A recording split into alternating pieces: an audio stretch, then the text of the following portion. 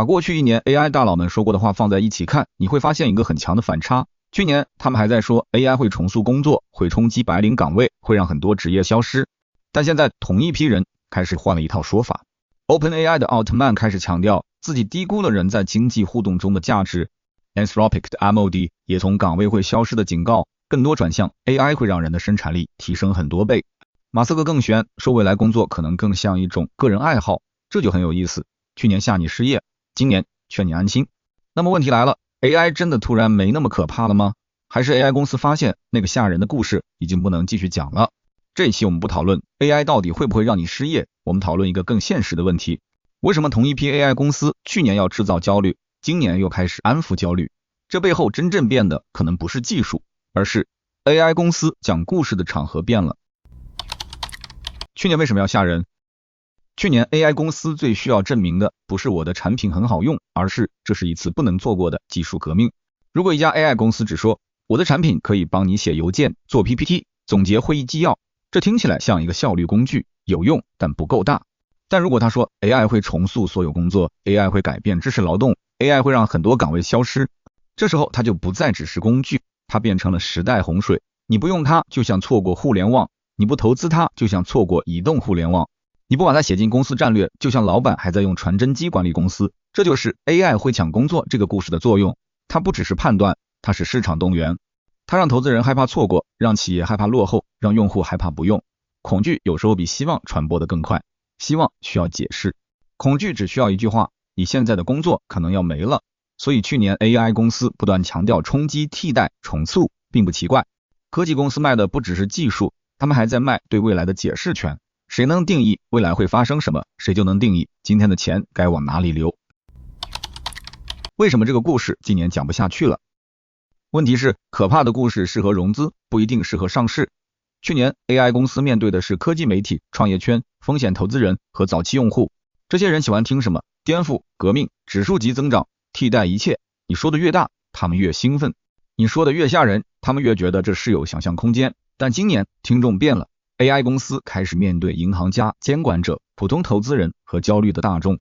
同一句 AI 会让很多岗位消失，在不同人耳朵里含义完全不一样。风险投资人听到的是增长空间，监管者听到的是社会风险，银行家听到的是上市隐患，普通人听到的是饭碗威胁。所以故事必须换，从 AI 会取代你变成 AI 会增强你，从很多岗位会消失变成人依然很重要，从你不拥抱 AI 就会被淘汰变成 AI 会帮助每个人变强。这不一定代表他们的真实判断完全变了，更可能代表的是同一个技术在不同资本阶段需要被包装成不同故事。创业融资的时候，你要证明自己足够可怕；走向公开市场的时候，你要证明自己足够可靠。这两个词只差一个字，但背后的商业压力完全不同。焦虑也不是免费的。还有一个变化是公众情绪。一开始 AI 失业焦虑对 AI 公司是有用的，你越焦虑越会关注 AI， 你越担心被淘汰越会去试用 AI 工具，你越害怕公司落后也会推动老板卖 AI 服务。但焦虑不是免费的，它用多了会反噬。尤其是当现实里就业压力、裁员、工资停滞这些问题叠在一起时， AI 会让你失业就不再像未来预言，它更像一种威胁。更麻烦的是，很多公司会把 AI 当成裁员理由，真正原因可能是增长放缓、融资变难、利润压力，或者业务本来就做不下去了。但对外说出来可以变成一句很体面的话，我们正在拥抱 AI， 提高组织效率，听起来不像裁员，听起来像升级，不像企业在收缩，像企业在进化。于是 AI 公司发现自己讲出来的故事正在被别人拿去当裁员借口。去年他们说 AI 会改变工作，今年很多企业说，所以我们要减少岗位。普通人不会仔细区分这是技术本身的问题，还是企业经营压力，还是资本市场要求降本，普通人只会感觉又是 AI。 这时候 AI 公司必须降温，因为如果 AI 在公众心里从新工具变成抢饭碗的符号，它后面的商业化会越来越难。现实也给叙事踩了刹车。更麻烦的是，不只是外部听众变了，企业自己用起来也发现这套故事没那么顺。 AI 没有想象中那么便宜，也没有想象中那么容易直接赚钱。去年很多老板想象里的 AI 是这样的，买一个工具，接入公司流程，然后少招几个人，少发几份工资，最好一个 AI 顶3个员工，财务报表立刻变好。但企业真正用起来以后，发现事情没有这么简单。 AI 不是免费的， AI 也不是一次部署就能自动赚钱。AI 更不是完全不需要人管，你要买模型服务，要接入内部系统，要处理权限和数据安全，要训练员工怎么用，还要有人检查输出，承担责任。于是很多企业会遇到一个尴尬场景，老板本来以为我买 AI 是为了少发工资，结果用了一圈发现工资没少多少， GPU 账单先上来了。这句话当然有点夸张，但他说出了 AI 商业化里一个关键变化。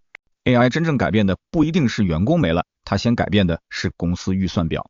过去钱流向员工工资、外包服务、顾问公司和内容团队，现在一部分钱开始流向模型订阅、算力、服务器、数据中心和 AI 工具。也就是说，企业的钱正在从人力账户流向算力账户，不是简单的 AI 替代人，而是公司开始重新问，同样一块钱花在人身上还是花在算力上，哪里回报更高？这时候 AI 公司当然不能继续只讲替代员工，因为这个故事讲到最后，企业会反问一句，那你先证明一下你比员工便宜多少。 AI 没有变，故事变了。所以回到开头的问题， AI 大佬们为什么突然改口？不是因为 AI 突然不重要了，恰恰相反，是因为 AI 已经重要到不能只靠恐惧来推动了。去年他们需要一个吓人的故事，让世界相信 AI 会改变一切。今年他们需要一个温和的故事，让资本市场相信 AI 可以持续增长，让监管者相信 AI 可以被管理，让普通人相信 AI 不是站在自己的对立面，这才是商业世界最真实的地方。技术在进步，但技术怎么被理解，怎么被投资，怎么被监管，怎么被大众接受，靠的从来不只是技术本身，靠的是故事。去年 AI 公司讲的是你不拥抱 AI 就会被 AI 淘汰，今年他们讲的是你拥抱 AI 就会变得更强。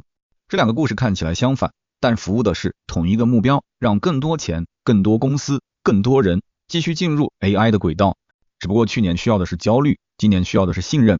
风险没有消失，只是故事换了用途，恐惧负责把人推上车，信任负责让车继续开。你听到的 AI 故事也变了吗？所以真正要警惕的不是某个大佬今天又换了一种说法，而是要看清楚每一种关于未来的宏大叙事背后都有人在重新分配利益。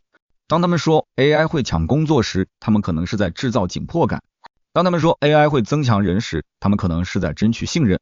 这期最后想留一个问题给你，你有没有发现身边关于 AI 的说法也变了？去年大家还在说 AI 会取代谁，今年是不是越来越多人开始说 AI 会帮助谁？你觉得这是技术判断变了，还是商业故事变了？欢迎在评论区聊聊你的真实感受。这里是商业暗线，我们下期见。